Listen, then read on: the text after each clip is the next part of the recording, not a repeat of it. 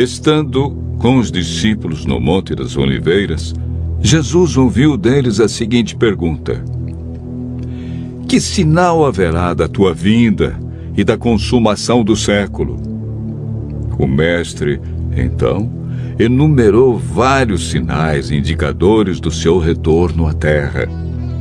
Alguns sinais destes apresentados tiveram cumprimento inicialmente em Jerusalém e serviram como maquete ilustrativa dos acontecimentos do fim.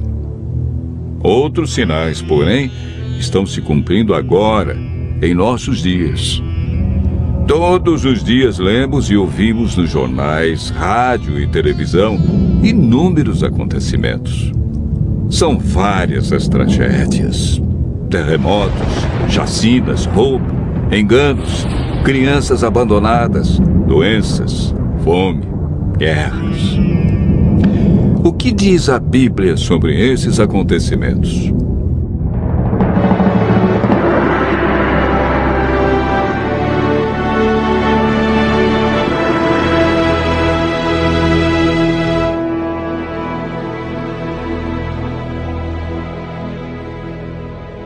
Vamos analisar os sinais que antecedem a sua volta em 3 partes.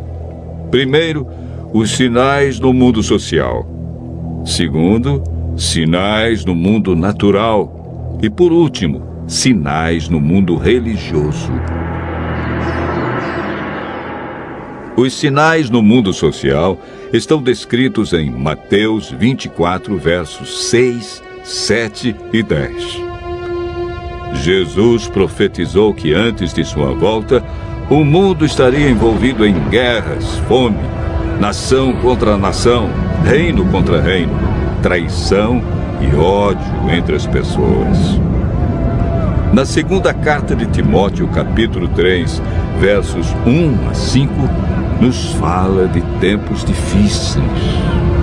Desemprego, fome, pessoas egoístas, avarentas, pessoas blasfemando de Deus, filhos desobedientes à paz, homens sem domínio de si. Esses sinais no mundo social são provenientes da obra de Satanás e não de Deus. Na segunda parte do nosso estudo, falamos a respeito dos sinais no mundo natural. Mateus 24, versos 7 e 29, fala de sinais que estão acontecendo e que já aconteceram. No dia 19 de maio de 1780, o sol escureceu. Esse dia ficou conhecido como o Dia Escuro. Na região leste dos Estados Unidos, tão densas eram as trevas que as lamparinas foram acesas ao meio-dia. A lua, embora fosse cheia, negou-se a iluminar. A ciência não conseguiu explicar esse fato sobrenatural, mas a Bíblia o apresenta como um dos sinais que antecede a vinda de Cristo. Em 13 de novembro de 1833, ocorreu uma deslumbrante queda de estrela jamais vista. Esses sinais já se cumpriram uma vez, mas antes da vinda de Jesus se repetirão com maior intensidade. Os sinais no mundo natural, como terremotos, enchentes e grandes calamidades que matam milhares de pessoas, indicam que Satanás está agindo até mesmo na natureza. Tratamos na terceira parte do nosso estudo sobre os sinais no mundo religioso. Mateus 24, versos 4 e 5, fala sobre o engano religioso que haverá no tempo do fim.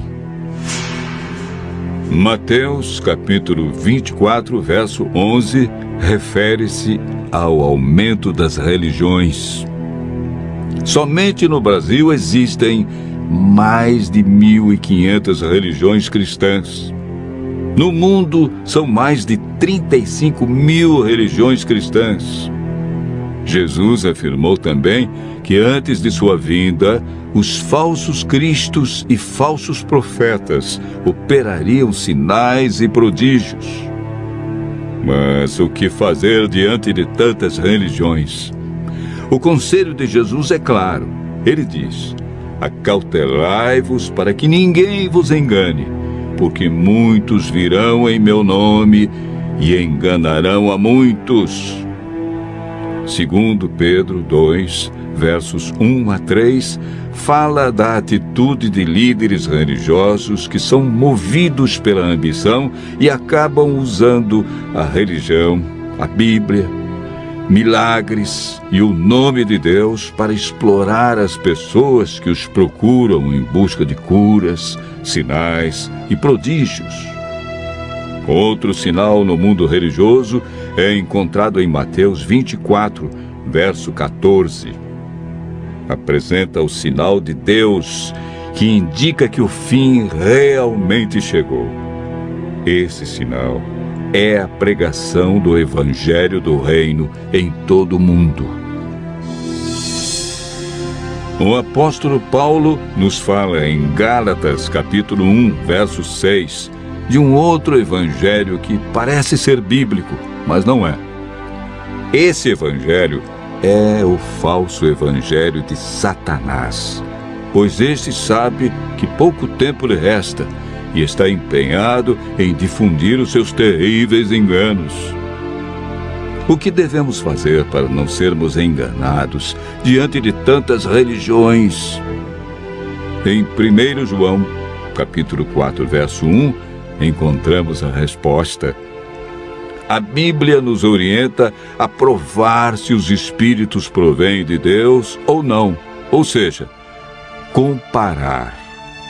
Aquele que quiser fazer a vontade de Deus deve comparar a doutrina da Bíblia com aquilo que outros ensinam. Por que Deus manda provar? De acordo com Mateus 7, verso 15, o engano vem parecendo verdade.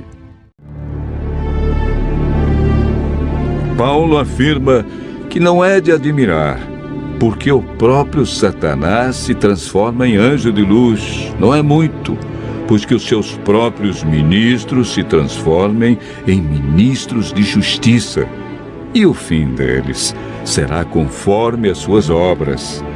Segundo Coríntios, capítulo 11, versos 14 a 15. Satanás tem poder para encantar as pessoas. Se mostra de maneira diferente e apresenta a verdade de forma distorcida. Seus meios de enganar, segundo Mateus, são sinais, curas e prodígios. De acordo com a Bíblia, estamos vivendo nos últimos dias e Satanás sabe que lhe resta pouco tempo. Por isso sua ira se volta intensamente contra aqueles que seguem os mandamentos de Deus. O diabo quer nos levar a cometer iniquidade e nos desviar do evangelho verdadeiro, pois também tem o seu evangelho para enganar, torcer e mudar as verdades divinas. Este grande conflito que começou no céu e passou pelo Éden, agora chegou até você. Quem vencerá em seu coração? Os enganos de Satanás ou a verdade de Jesus Cristo? Vimos que os sinais preditos por Cristo estão todos se cumprindo, indicando que em breve todo o mal do universo terá seu fim. O que está faltando para Jesus voltar? Primeiro motivo: o evangelho verdadeiro precisa ser levado a todo mundo. Segundo, Jesus está a cada dia dando mais oportunidades. Ele é paciente e espera uma decisão de cada um de nós ao lado da verdade. Lucas 21, verso 28, declara que, ao começarem estas coisas a suceder, exultai, e erguei a vossa cabeça, porque a vossa redenção se aproxima. Continue ouvindo a voz de Deus. Em breve, vamos contemplar Jesus vindo sobre as nuvens do céu com poder e grande glória.